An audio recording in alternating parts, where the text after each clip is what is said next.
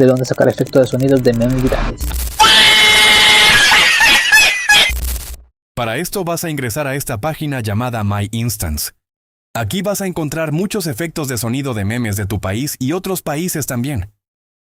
Buenas tardes, grupos, porque...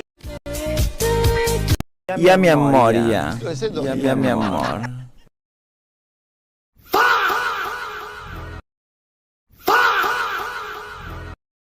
Oh, no, no molestes, eso es especial.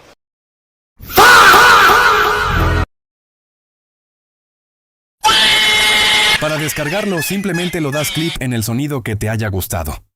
Luego le das en descargar MP3 y listo. No olvides seguirme porque estaré compartiendo más páginas que te ayuden en la creación de contenido y completamente gratuita.